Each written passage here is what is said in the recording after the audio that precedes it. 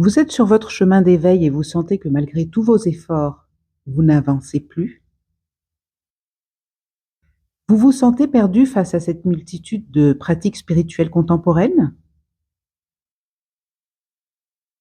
Vous exécutez vos rituels à la perfection, mais vous arrivez rarement à l'extase de la reconnexion?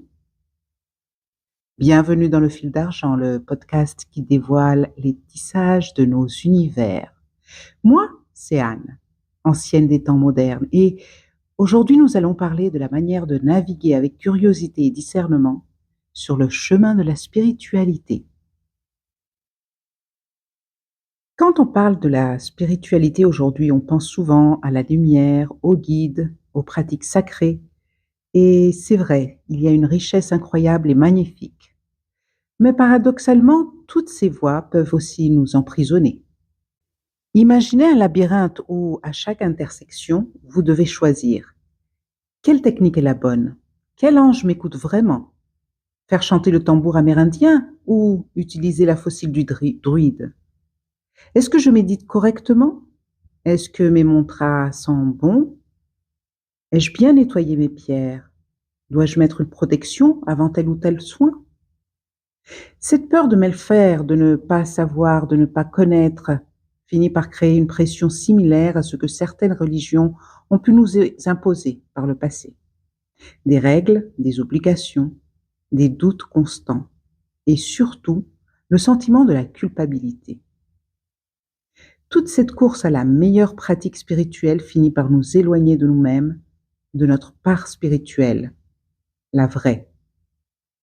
Sans parler du fait que beaucoup d'entre nous, non seulement nous retrouvons à apprendre par cœur la liste des cristaux et des lunes, comme s'il s'agissait d'une liste de saints chrétiens, mais aussi à suivre aveuglément un néo-dogme imposé, cette fois, par une nouvelle autorité.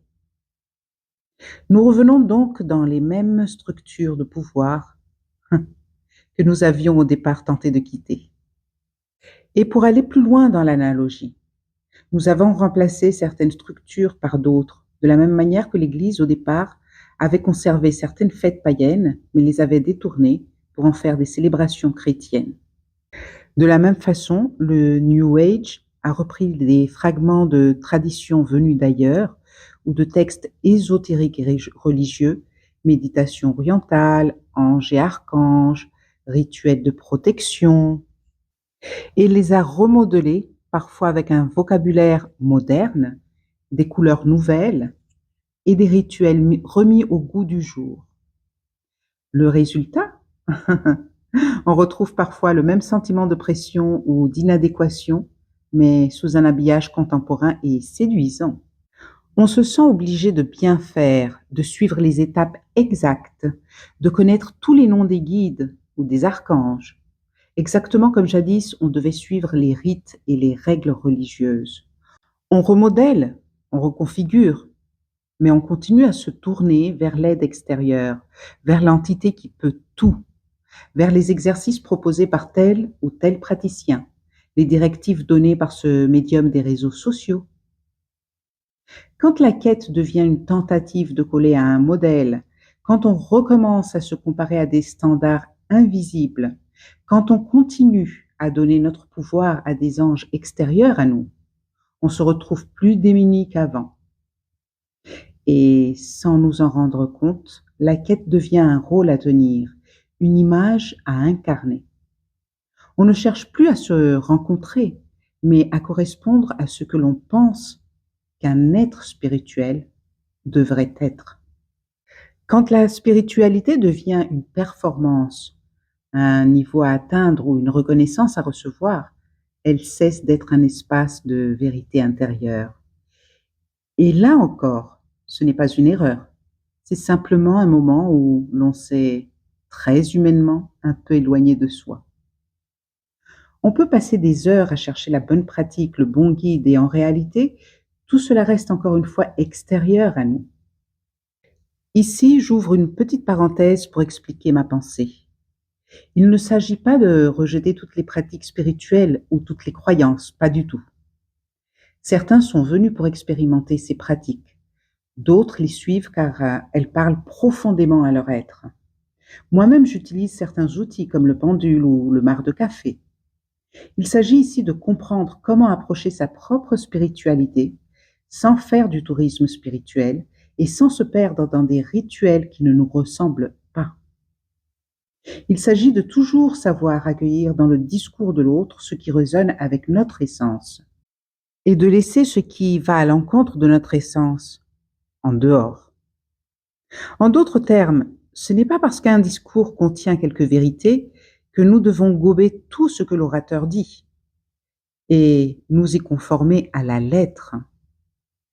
Et de même, ce n'est pas parce que nous entrevoyons certaines failles dans un exposé que nous devons jeter le bébé avec l'eau du bain. Et ce discernement est la responsabilité de chacun. Ceci dit, et bien dit, nous pouvons continuer.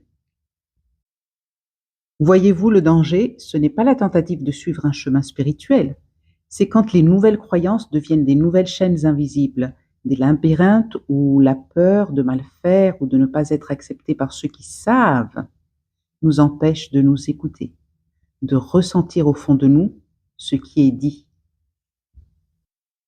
C'est quand nous continuons à donner le pouvoir à une force extérieure, habillée d'un autre nom. Ce n'est plus papa-maman, c'est l'initié. Ce n'est plus le vieux barbu sur son nuage, c'est le guide. Ce n'est plus Jésus, c'est un cristal ou le soleil, ou un chaman venu d'ailleurs. Et pourtant, dans ce labyrinthe de pratiques spirituelles, il y a un fil d'argent qui permet de retrouver son chemin. Il y a une possibilité de se reconnecter à soi, à sa source, même au milieu de toute cette confusion. Car en réalité, et même sans le savoir consciemment, c'est bien ce retour à la source que nous avions projeté de réaliser lorsque nous avions commencé notre quête spirituelle. Alors comment faire? Comment retrouver sa propre guidance, avec ou sans les rituels complexes, les supplications aux anges, aux maîtres ou sans les rituels compliqués? Eh bien déjà, commençons par déculpabiliser le chemin. C'est un chemin sacré. Il n'y a pas de bonne ou mauvaise pratique. Il n'y a pas de calendrier spirituel universel. Chaque personne, chaque incarnation a sa propre façon unique de se relier à sa source. Et cette source, elle n'est pas détachée de nous. Elle n'est pas un dieu extérieur, un archange ou une entité lointaine. Elle est en nous, ici et dans cette incarnation. Elle se manifeste dans le souffle, dans l'essence que nous rayonnons, dans la vision pure des choses, dans notre cœur qui bat, dans notre ADN. Quand on veut vivre depuis sa source, on ne peut pas continuer à chercher à tout comprendre mentalement. On se doit de commencer à ressentir. Il faut écouter ce qui, au fond de nous, se détend ou se contracte face aux situations de la vie. Il n'y a pas besoin de formules longues ou de protocoles particuliers. La connexion authentique se fait dans la simplicité, dans le cœur et à tout instant. Plus qu'une connexion, c'est une juxtaposition, c'est se fondre en sa source.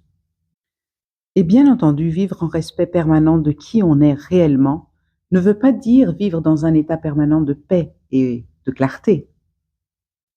C'est sentir dans les choix simples du quotidien quand quelque chose sonne juste et quand ça ne l'est pas.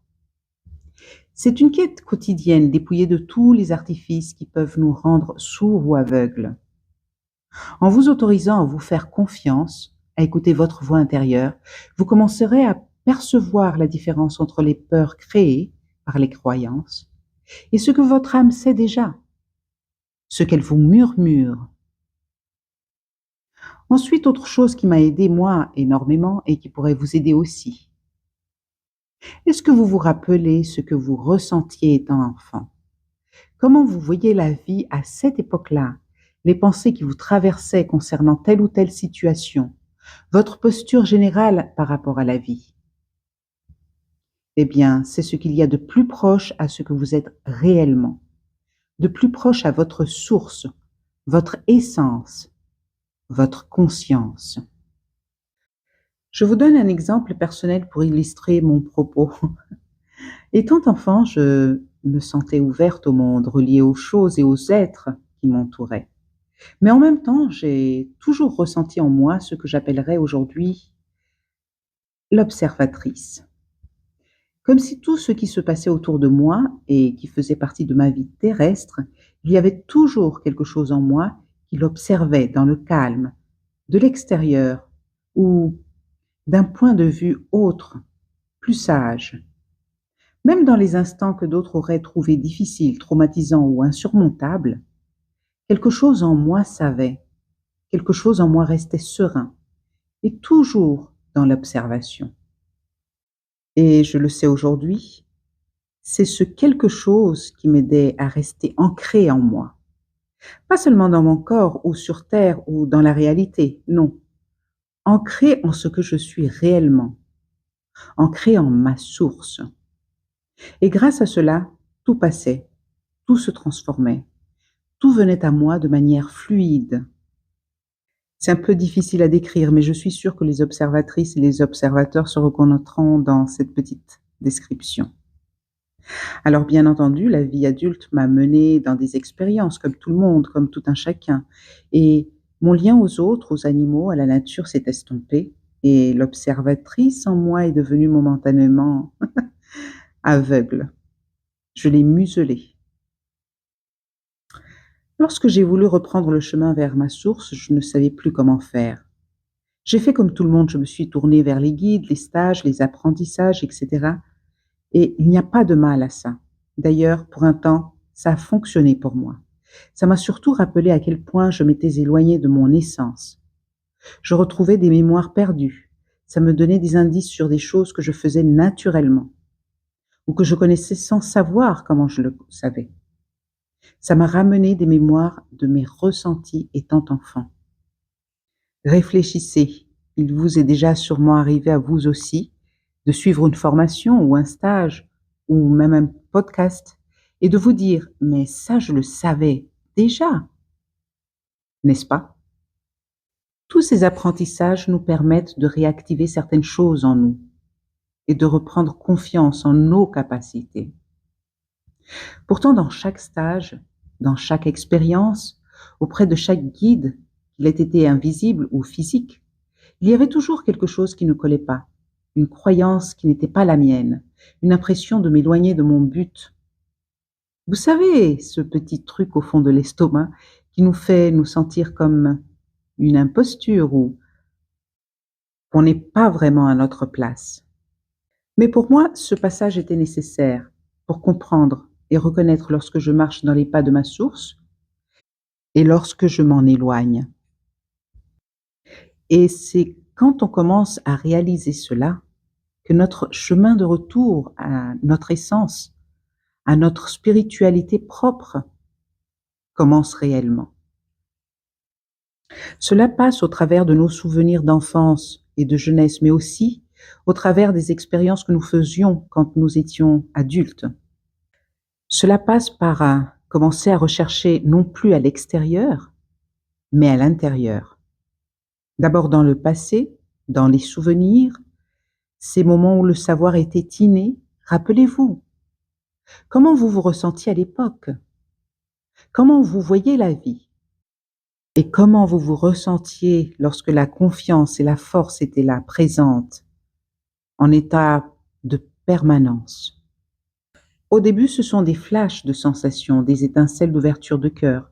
C'est à la fois vague et presque éphémère, mais c'est comme voyager au milieu d'un orage.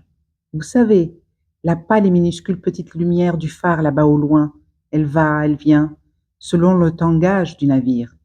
Mais une fois que vous l'avez vue, vous savez vers où vous tournez, vous ne perdez plus le cap. Et, et vous pouvez mettre toute votre attention et votre intention à ne plus la perdre de vue. Cette petite histoire pour vous dire que la vérité est en vous, en nous tous et toutes. Ce n'est pas grave si vous ne ressentez pas les cristaux dans la paume de votre main. Ce n'est pas grave si vous ne connaissez pas les saints ou si vous ne vous sentez pas de méditer 3 heures par jour. Vous n'êtes pas moins ou plus important que quelqu'un d'autre parce que vous ne vous ressentez pas appartenir aux galactiques, ou que votre don n'a rien à voir avec la voyance, ou que vous ne savez pas faire chanter un tambour. Si vous avez tout essayé et que vous vous sentez toujours aussi démuni qu'au départ de votre quête, c'est peut-être qu'il est temps, pour vous, de faire une pause et de commencer à écouter la seule personne, la seule, qui pourra vous donner les réponses que vous recherchez. Vous-même. Rappelez-vous de comment vous étiez enfant. Souvenez-vous des dons uniques que vous aviez, car ne vous méprenez pas, vous en aviez. Nous en avions toutes et tous. Remémorez-vous de vos savoirs innés que l'on vous a muselés à coups d'exercices de répétition.